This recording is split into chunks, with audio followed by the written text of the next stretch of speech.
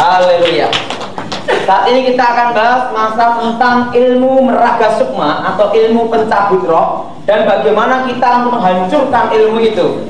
Saudara yang kasih dalam Tuhan, sering di dalam kasus-kasus tertentu kita melayani pelepasan berhadapan seseorang yang kerasukan bukan kerasukan setan, tetapi apa? Kerasukan roh manusia. Kok kerasukan roh manusia bagaimana Pak Daud? Misalnya, ini adalah dukunnya dan ini adalah Pak klien yang kita layani, dan sang dukun ini dengan meraga sukma, roh manusianya keluar dari tubuh masuk ke klien yang kita layani, dan waktu kita tengking demi Yesus, ingat itu bukan roh setan, roh siapa ya? Roh manusia. Nah, bagaimana cara mengatasinya? Ini penting sekali. Bagaimana cara kita mengatasinya? Nanti akan saya beritahu dulu latar belakang tentang meraga sukma dan ciri-ciri khusus ilmu meraga sukma. Dan ilmu ini sudah nyusup ke gereja, tetapi tidak semua gereja. Nah, untuk membedakan ajaran sesat ini, kita harus tahu betul seluk-beluknya. Amin, saudara. Terlebih dulu kita buka Alkitab kita, supaya apa? Karena di akhir zaman ini banyak sekali nabi-nabi palsu. Betul, saudara? Kita buka di dalam kitab Yesaya pasal 47. Kitab Yesaya pasal 47.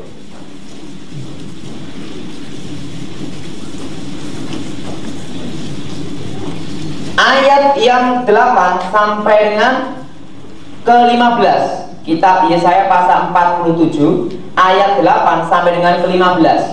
Saudara baca yang ganjil, saya yang genap. Yesaya pasal 47 ayat 8 sampai dengan 15. Oleh sebab itu dengarlah firman, oleh sebab itu dengarlah ini, hai orang-orang yang hidup bermanja-manja, yang duduk-duduk dengan tenang, yang berkata dalam hatimu, tiada yang lain di sampingku, aku tidak akan jadi janda dan tidak akan menjadi punah.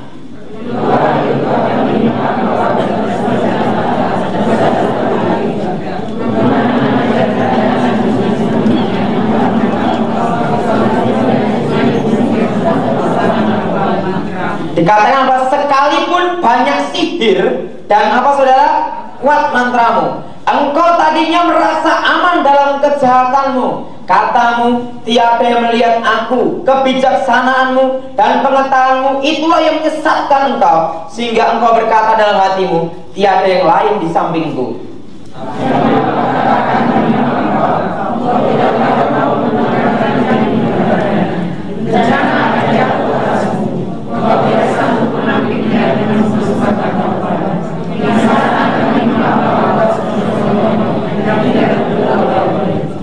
Bertahan sajalah dengan segala mantramu dan sihirmu yang banyak itu, yang telah kau repotkan dari sejak kecilmu. Mungkin engkau sanggup mendatangkan bantuan, mungkin engkau dapat menimbulkan ketakutan.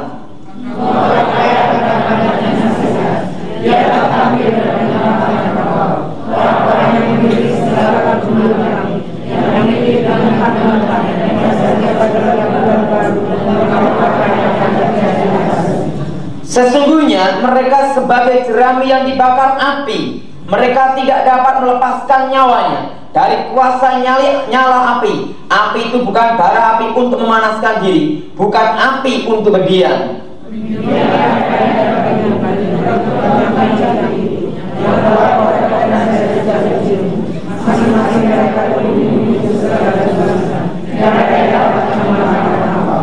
Dikatakan mantra dan sihir, Allah sangat menentang. Dan dikatakan pengetahuan kebijaksanaan masalah sihir itu adalah kebinasaan. Amin, saudara. Nah, saudara yang kasih dalam Tuhan, waktu saya belajar ilmu meraga sukma, yaitu disebut ilmu pencabut roh, saya belajar sejak usia 9 tahun, dilatih oleh seorang guru, yaitu kakek nenek saya sendiri, saudara. Kalau dulu sebelum saya bertobat, makannya kentang rebus. Setelah saya bertobat, makannya Kentucky. Jadi perubahan. Kalau belum bertobat, namanya ayam rebus, ayam kampung. Setelah bertobat, fried chicken. Habis makan saya tadi, bisa pikir-pikir, waduh, dulu itu jadi orang Kristen beda dengan orang kebatinan. Orang kebatinan makan apapun juga banyak dilarangannya, ada. Tapi kita orang Kristen enak sekali. Segala yang berkaki 4 boleh kamu makan, kecuali kaki meja.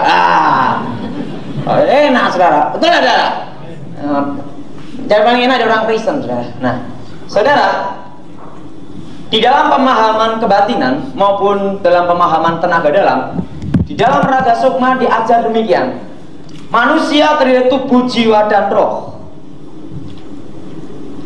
Alam bawah sadar itu ada tingkat dasar, logika adalah tingkat menengah, dan roh adalah tingkat tinggi.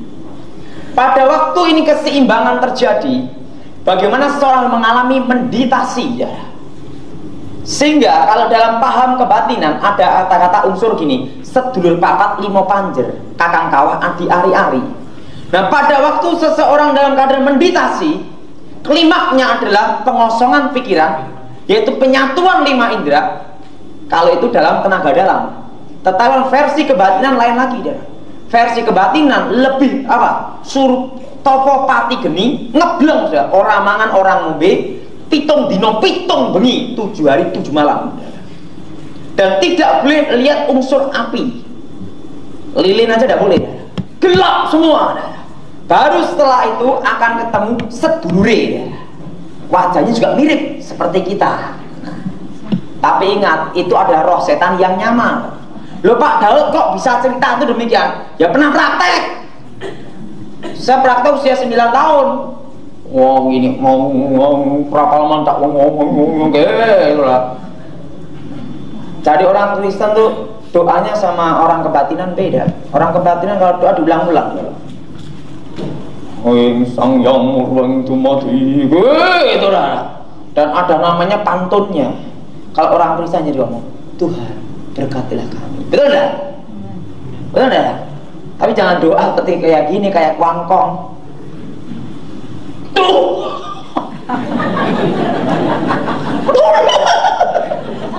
Ini namanya doa kayak kuangkong, kepiting rebus. Tapi juga jangan doa kayak pantun. Gini deh, Yesus, aku mencintaimu. Kalau jadi Tuhan saya ngomong dari dulu memang sudah. Nah, saudara, daripada waktu itu saya diajar penyatuan dulu, dan harus harmonis dengan alam.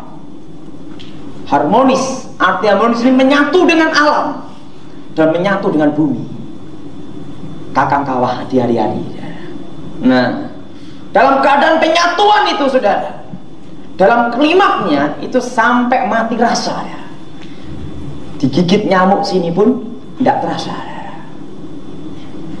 Dulu sebelum saya bertobat, walaupun ada kecoak masuk ke telinga sini tidak terasa ya. Dan kecoak pun atau binatang yang dekat dengan sini akan kepanasan saudara. Karena dalam pada itu seorang meditasi, seluruh tubuhnya akan ada namanya inti api ya. Kalau di dalam kebatinan itu ada suatu kekuatan namanya kekuatan aura ya. Melingkupi gini ya.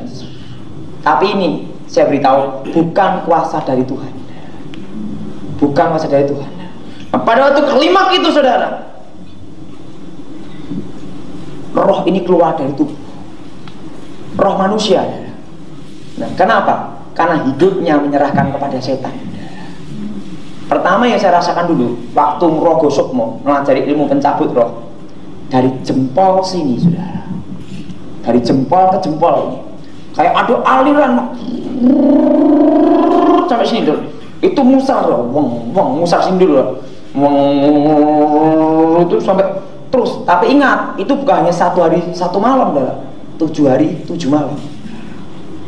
Saya kalau puasa tidak seperti saudara, saya hanya kuat setengah tahun toh saudara.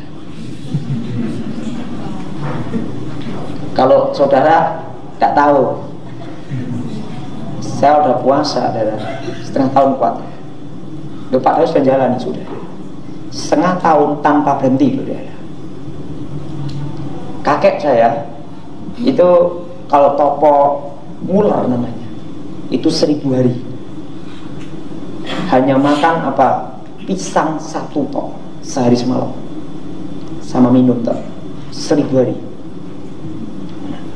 Orang Kristen nggak usah banyak-banyak, 1 hari 1 malam aja mikirin apa, ayam goreng. Betul nggak, Dara? Waktu udah biasanya puasa paling berat itu kira-kira waktu jam 1 jam 2. Kalau diawali pertama kali itu yang paling berat. Hari pertama, hari kedua, hari ketiga. Kalau sudah lewat hari yang ketiga nih, los, bisa kuat. Saya dulu kuat setengah tahun. Tapi herannya, orang kebatinan walaupun bertapa sampai capek kalah sama orang Kristen. Padahal Kristennya tidak pernah puasa.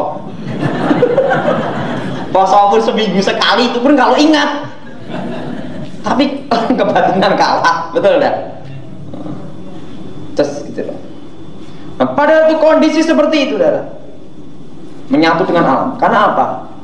Dipercayai di dalam alam semesta ini ada energi, namanya energi ilahi, saudara.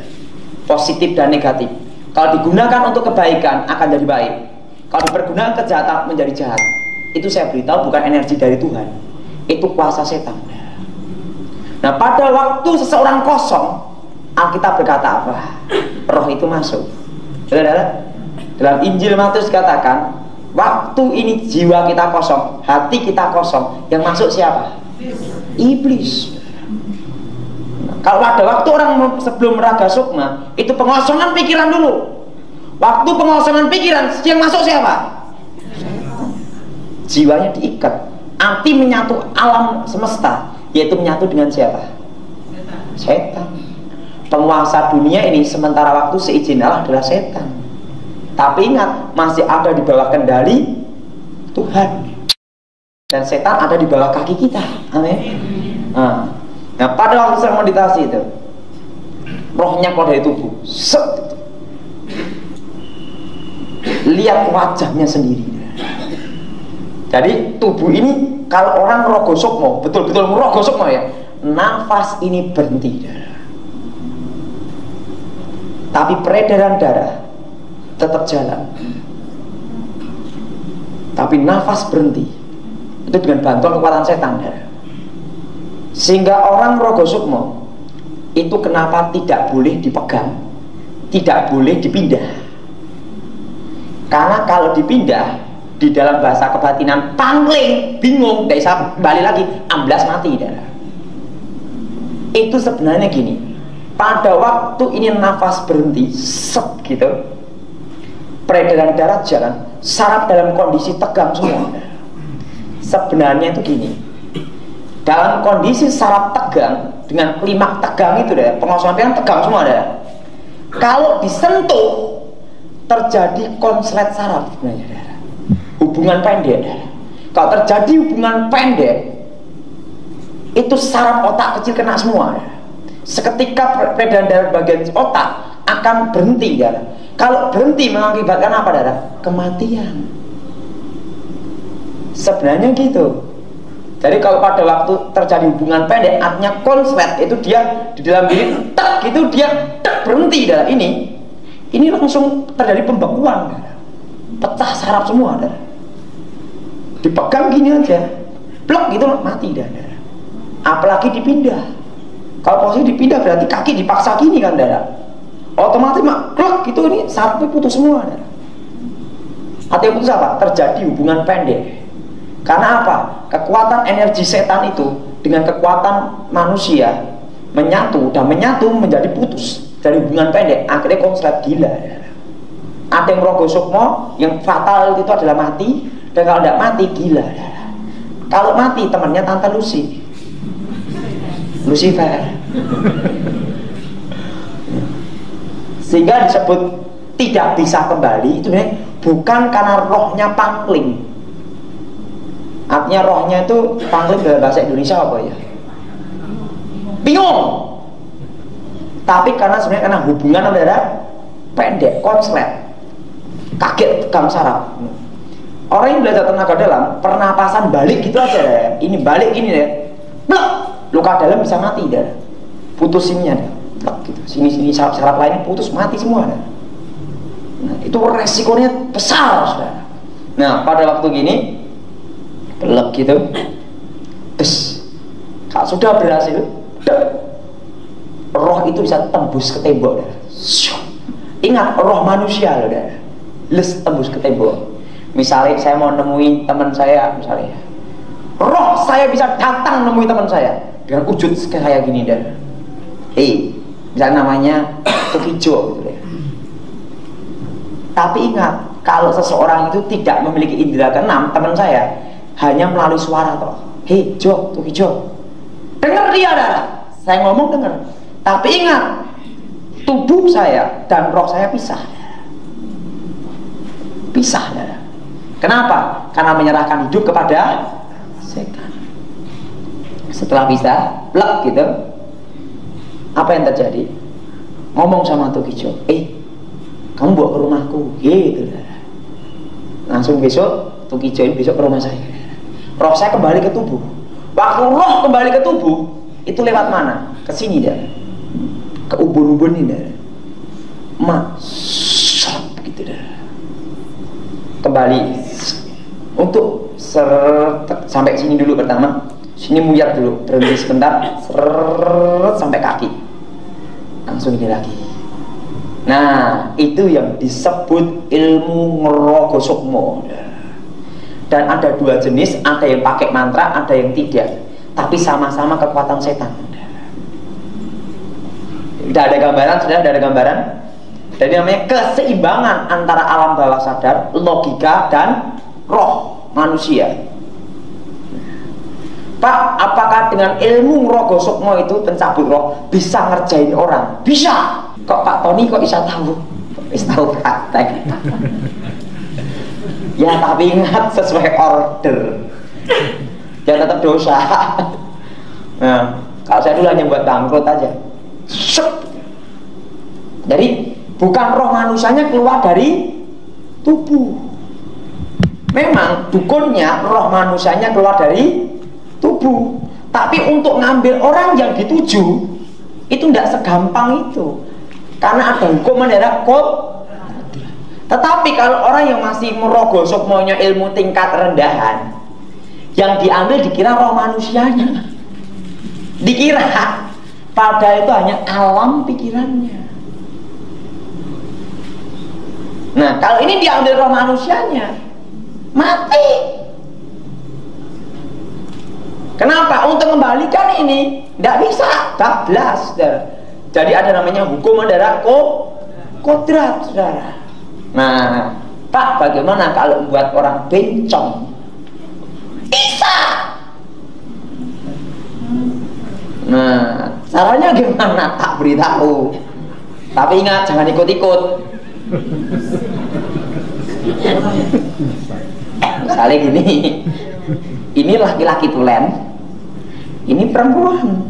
Nah, pakai mantra darah, langsung gini, rapal mantra darah. Roh saya keluar dari tubuh, gitu saudara. Roh saya, kalau rohnya dia tidak bisa keluar karena dia tidak menguasai ngerogo sukmo. Kalau saya belum bertobat ngerogo sukmo, keluar. Nah, alam pikirannya dia tak pindah. Jadi perempuan ini ke sini darah. Ini nanti merasa perempuan, jalan dari gini. Itu. Sing ini yang perempuan jadi gini. Siapa kamu? Wah, itu katut kocok. Lah. Ini jadi laki, jadi perempuan. Namanya konslet. Nah, itu ngerjain, cara ngerjain orang. Nah, wah saya gitu itu dari apa dulu itu. Nah, gimana kalau supaya maaf ya, suami kan ada pasien suami suka serong, supaya kalau waktu serong tidak bisa berdiri. Itu ada caranya juga.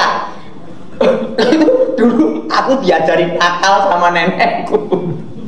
Saya ngajarin nenekku, udah tahu udah mati dia, nggak tahu. Diajari gini. Jadi hanya dia bisa berhubungan suami istri dengan istrinya saja. kalau dengan perempuan lain tidak akan bisa berdiri. Bagaimana? Alam pikirannya dia tampil, diikatkan alam pikiran istrinya, dan pikiran ini berkesinambungan dengan saraf bagian kemaluan kan. Nah, jadi waktu berhubungan dengan orang lain tidak bisa berdiri. Nenek saya tukang ngerjain orang gitu dulu gitu. Nah, itu jadi dibuat seperti itu. Saya pernah melayani, nanti tak beritahu cara untuk melepasinya, ya. Orang homoseks, orang lesbi, itu dikerjain orang gitu, saudara.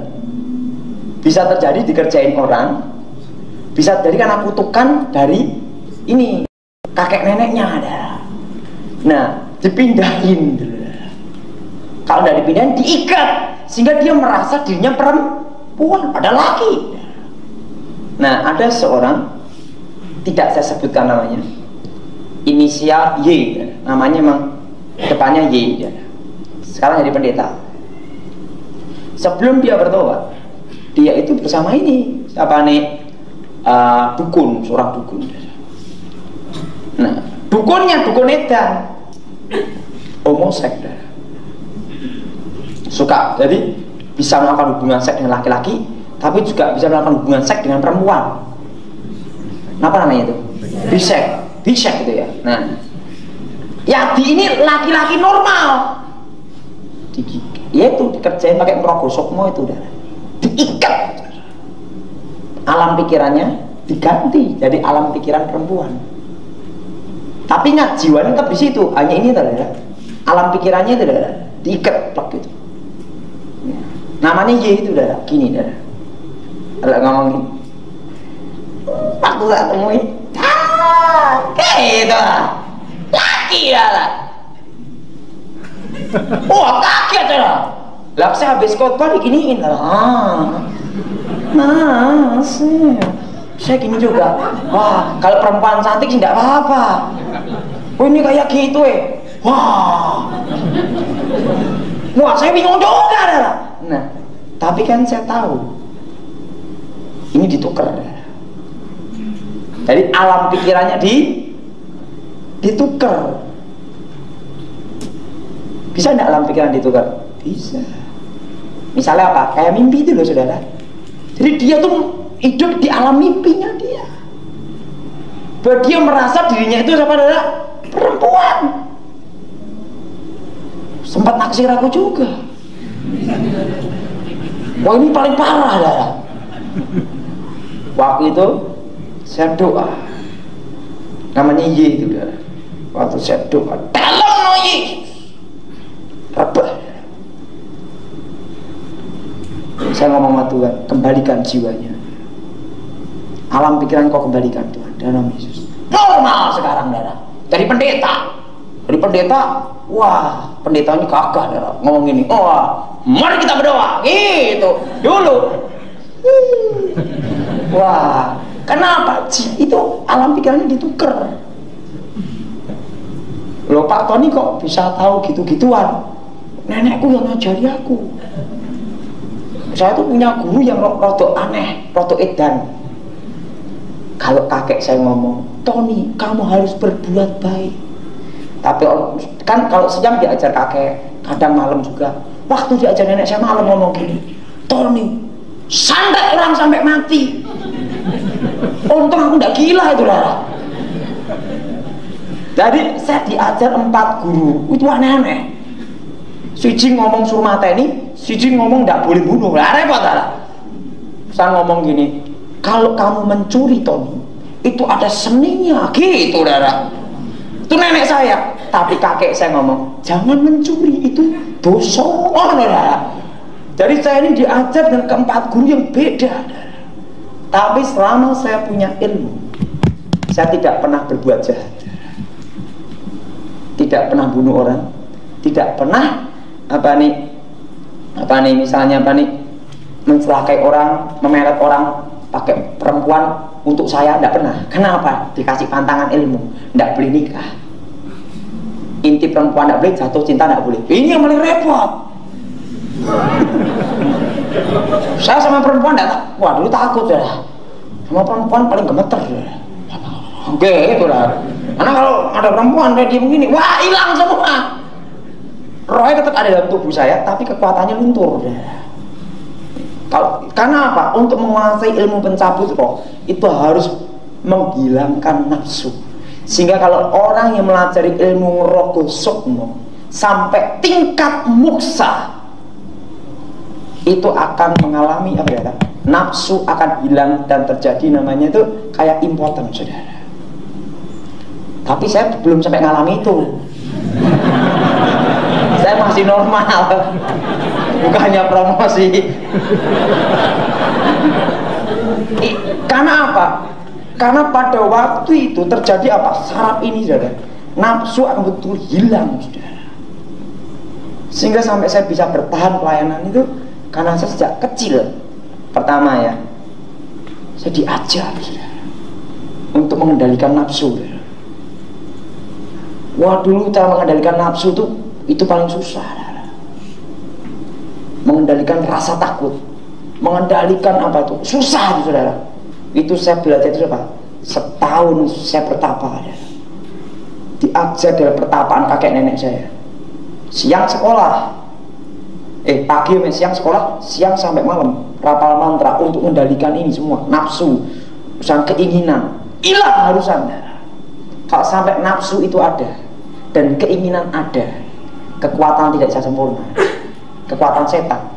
Kenapa? Setan pun juga ingin supaya kelihatannya baik. Wow, kalau ilmu tingkat tinggi tidak pernah bunuh orang, gitu kan? Pada itu menyesatkan. Nah, pada itu, saudara, waktu diajar itu saya oh, Rogo Sukmo, roh saya pindah.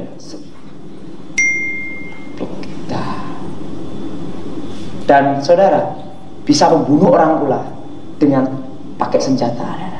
Misalnya tubuh saya, roh saya keluar dari tubuh, set, keluar.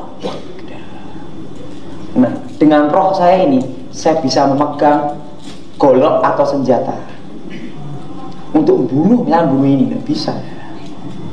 Orang tidak lihat, tapi lihat mandor apa pisau atau apa terbang di shetak gitu, langsung mati tanpa sidik jari. Dulu, nah, saya tidak pernah bunuh orang. Nah, ilmu ini tak gunakan untuk adu ayam. Jadi gini, jadi saya tarung ayam, tak tarung gitu. Ayam pertama gebuk tok kabur. Kan ayam saya kan beli hanya 10 ribuan.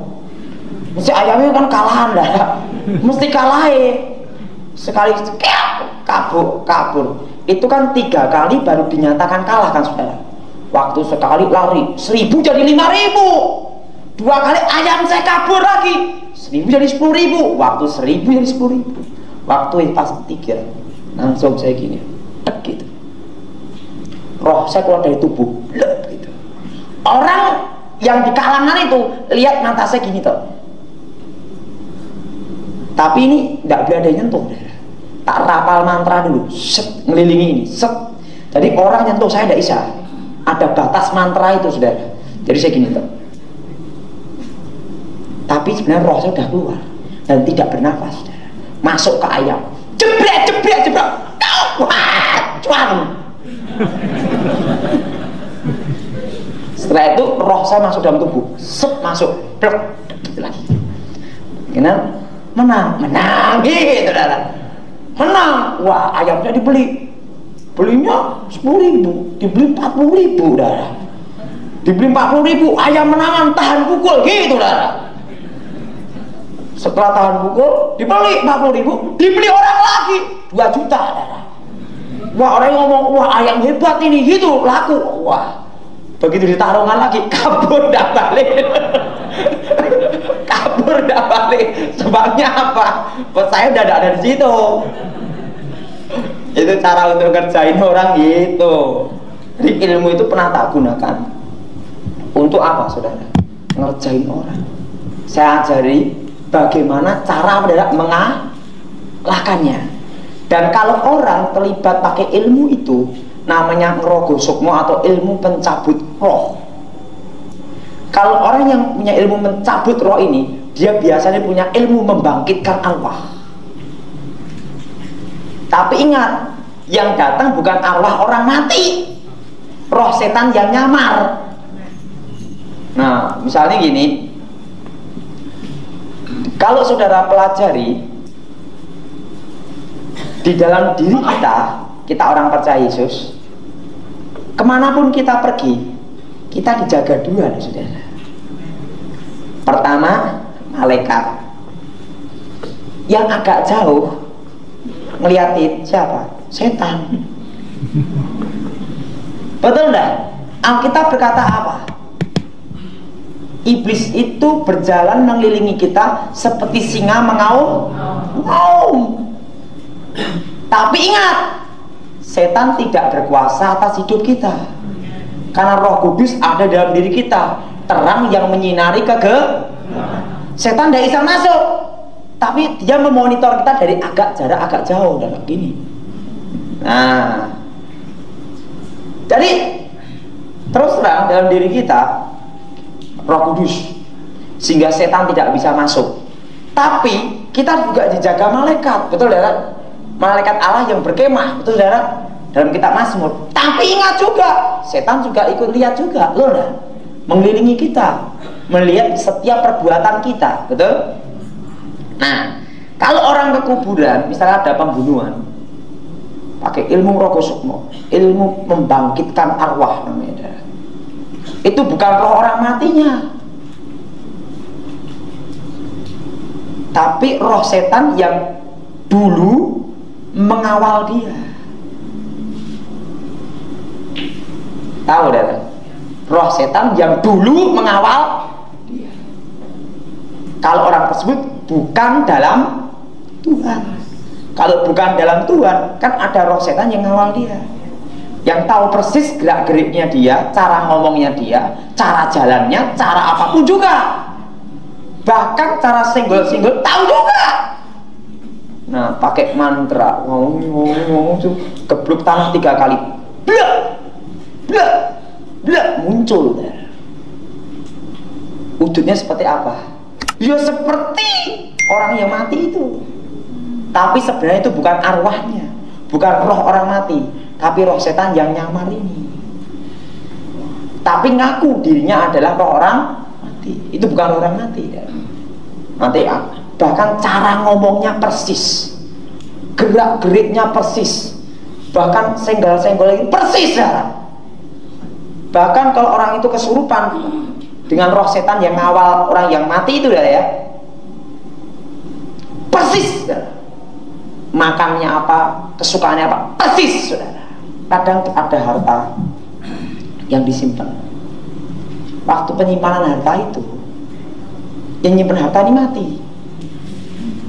Nah, setan yang pengawalnya orang yang mati ini kan tahu persis tentang hidupnya dia, pakai mantra bangkitkan, plak plak 3 kali muncul saudara.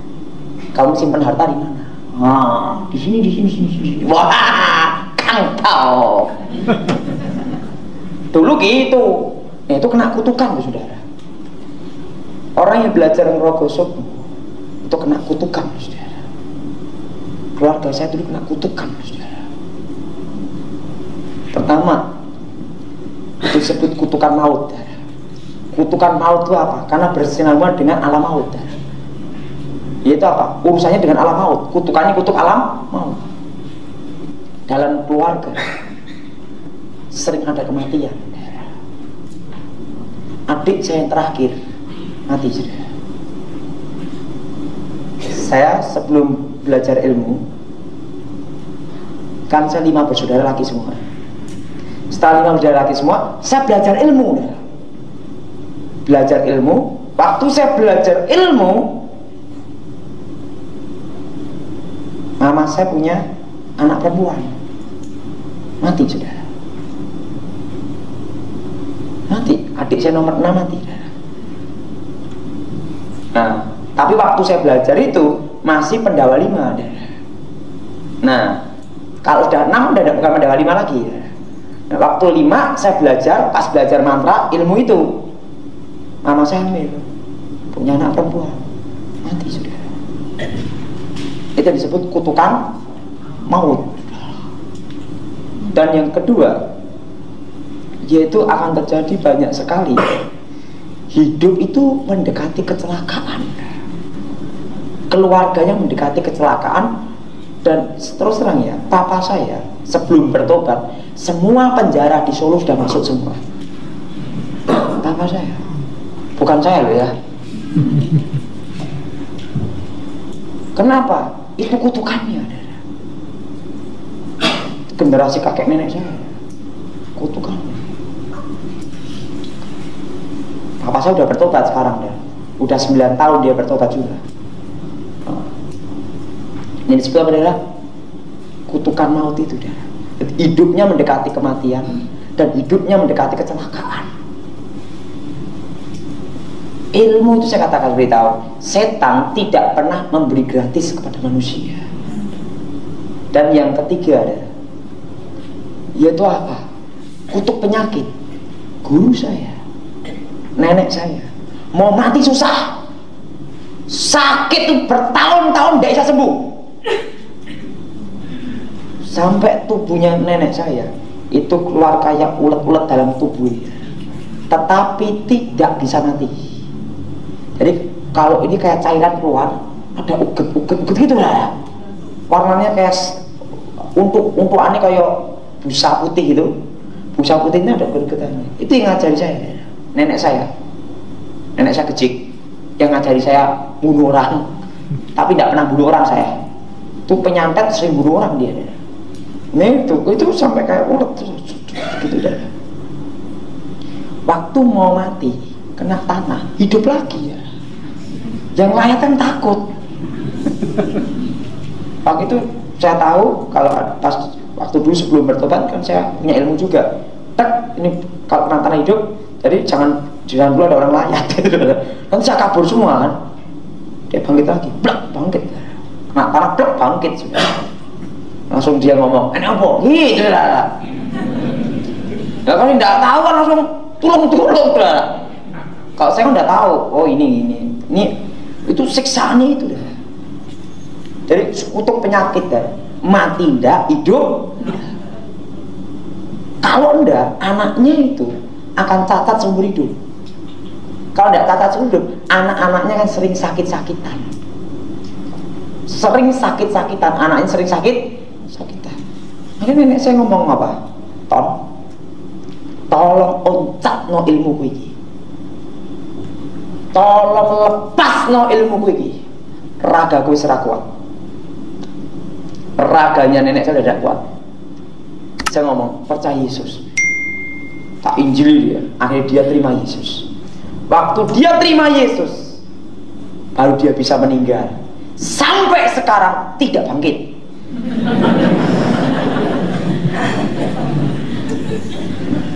Kuburan nenek saya keempat itu 4 makam. Itu guru-guru saya ada di situ. Sampai sekarang dikeramatkan sudah. Orang banyak nyembah di situ. Kecik kan sebelum meninggal dia percaya Yesus. Rencana mau tak buat tanda salib di situ. Di kuburannya so gede itu, supaya orang waktu bertapa bingung. Kok ada salib? Rencana baru tak pikir-pikir. Tapi boleh tidak sama keluarga, karena keluarga saya sudah bertobat terima Yesus semua. Tapi juga ada dari keluarga jauh yang familinya kecil juga, terima enggak kasih tanda salib di situ. Kalau tak kasih tanda salib itu seru ya. Waktu orang mau wah kecil buka lu salib gitu. Kapan kecil masuk Kristen ya keker gitu itu.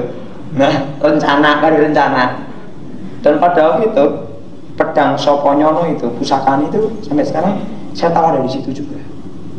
Nah pusaka kakek tapi. Nah saudara, bagaimana? Jadi kutukan itu namanya kutuk adalah maut. Ada korban. Dan orang yang belajar ilmu itu paling goblok.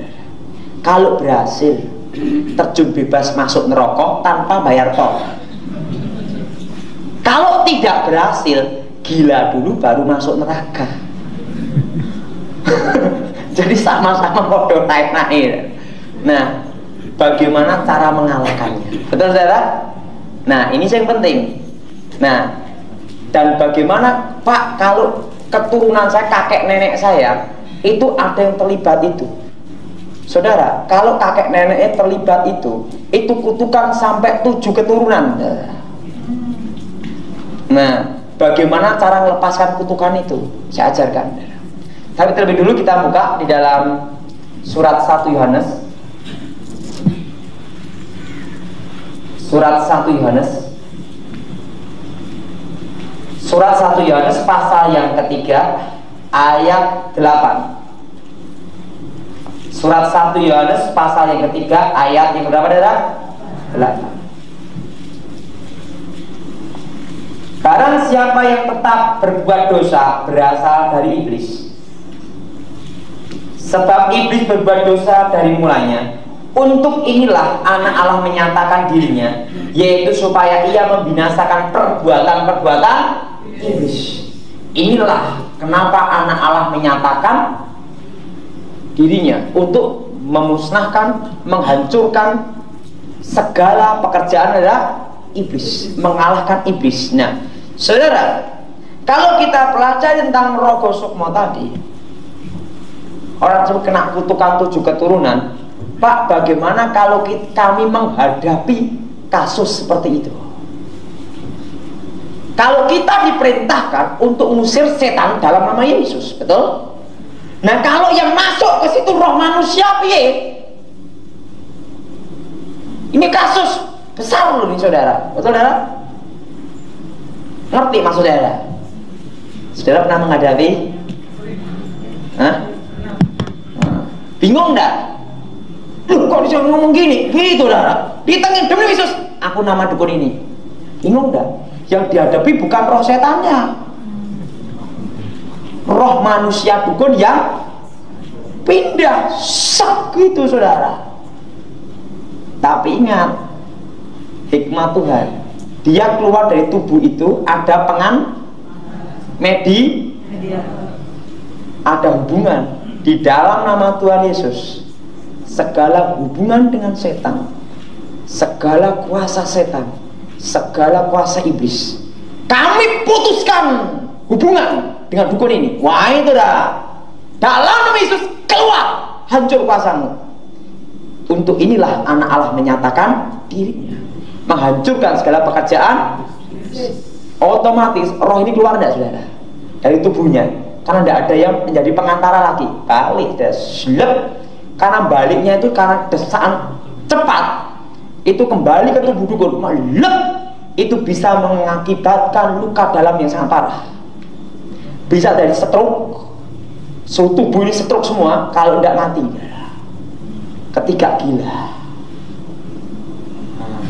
kalau orang tersebut bisa pindah ke situ, berarti ilmunya sudah hampir seperti saya sebelum bertobat. Nah, jadi caranya mudah tidak, saudara? Mudah apa susah?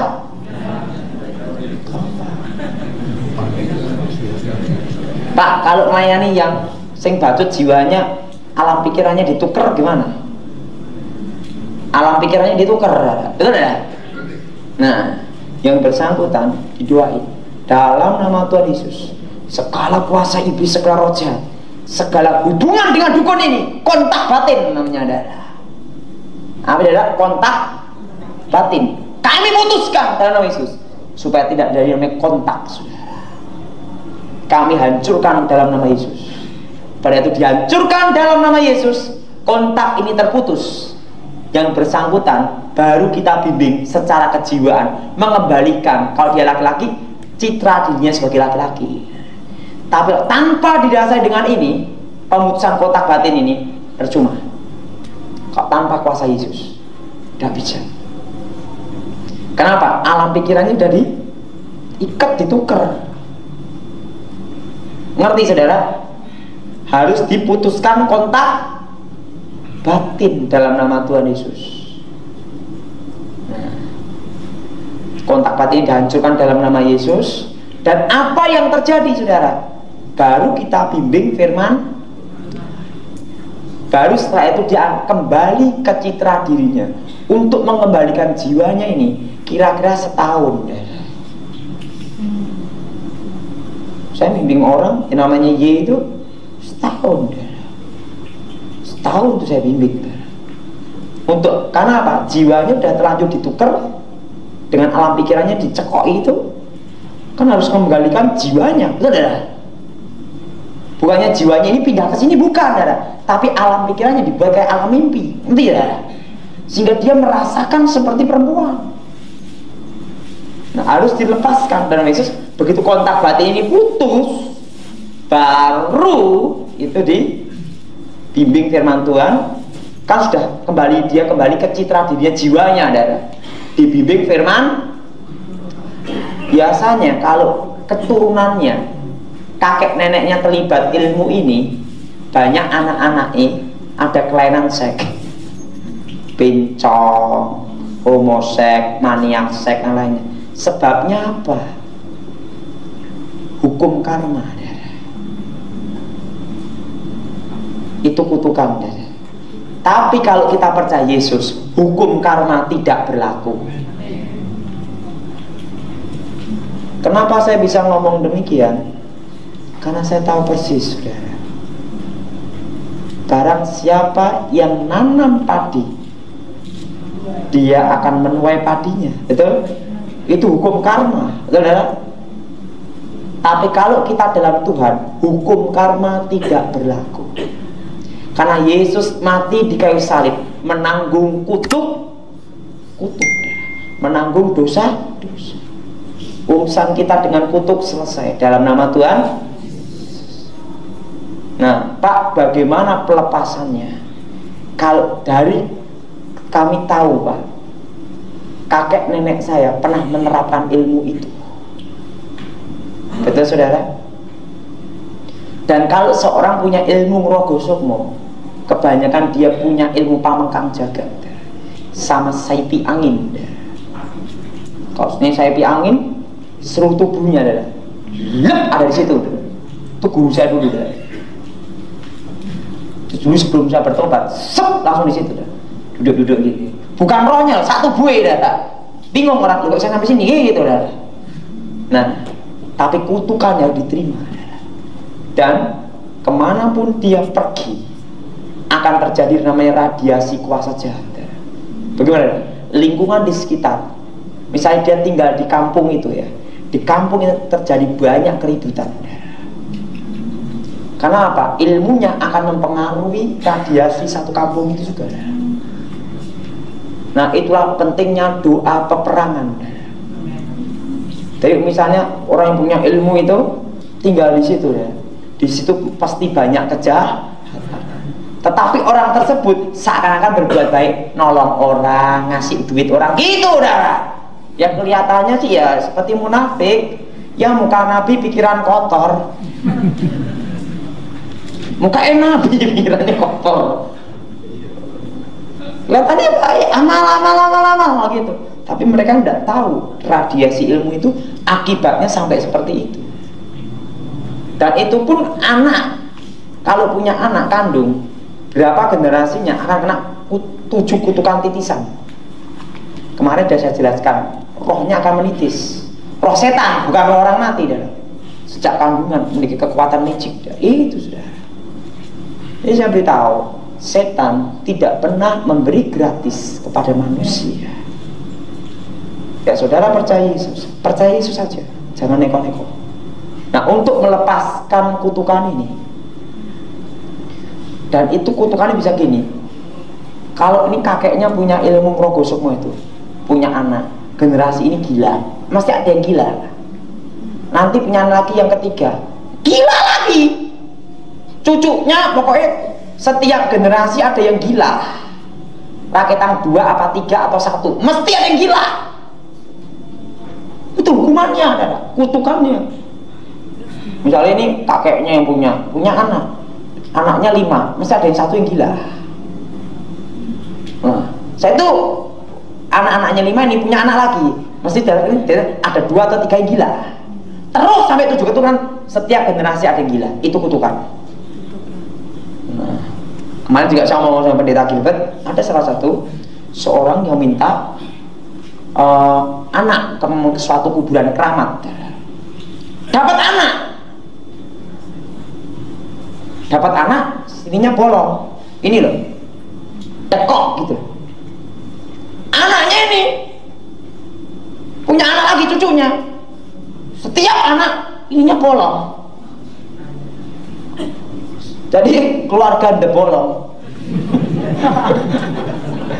Ini saya ngomong sama Gilbert, Pak Pendeta Gilbert, dilayani Pendeta Gilbert orangnya. Nah, punya buyut lagi The Bolong. Anaknya bolong-bolong semua, darah. Jadi ininya, ini kayak dekok itu, tulangnya dekok itu, darah. Dekok ininya, darah. Wah, kelihatan cantik begitu begini kan, wah bolong juga, nah. Orang takut juga, darah. Wah bolong. Sing doain juga bingung bagaimana doain, ini bolong. Dekok ini dekok. Nah, dalam kondisi hamil, ngomong apa Pendeta Gilbert? Pak Gilbert ngomong gini, kamu mau dilepasin kutukan? Pak Gilbert didoain dalam nama Yesus, kutukan lepas, dan anak itu lahir. Satu-satunya keturunan yang tidak bolong satu orang yang didoain, itulah namanya kutukan. Jadi kalau misalnya ini kakeknya punya ilmu pencabut roh kusuk, punya anak generasi ini ada yang gila. Setiap generasi, kalau tidak satu dua, mesti ada yang gila. Setiap generasi itu kutukan, hukum karma. Nah, tapi hukum karma kalau kita percaya Yesus tidak berlaku. Nah, bagaimana caranya? Nah, ini pertama, saudara hati terbuka. Hati saudara terbuka, menerima Yesus sebagai Tuhan dan Juru Selamat. Hati yang terbuka. Dan yang kedua, firman itu harus ditanam di dalam hatinya. Karena firman itulah yang memerdekakan. Dia mulai berdoa dalam Yesus dan diucapkan, ngomongnya gini, segala kutukan 7 keturunan, segala 7 kontak batin, 7 kutukan kontak batin, segala hubungan kuasa gelap, kami putuskan di dalam nama Tuhan Yesus. Baru kutukan itu lepas. Tapi ingat, kutukan itu lepas hanya orang yang bersangkutan saja, yang menerima Yesus sebagai Tuhan dan Juru. Tetapi bagaimana Pak? Dia misalnya 5 bersaudara, yang terima Yesus 1, yang 4 bagaimana? Kutukan ini tetap berlaku atas 4 orang ini. Karena keselamatan dalam Yesus Kristus bukan numpang, tetapi apa? Pribadi. Nah, yang ini, yang 1 ini dia bertobat punya anak. Anak ke bawahnya dia, kutukan ini dah putus. Tapi yang 4 ini, kalau tidak terima Yesus, sampai anak cucunya tidak terima Yesus, kutukan tetap berlaku. Ini kalau seorang punya ilmu merogoh sukmo, mati sakjroning urip, urip sakjroning mati.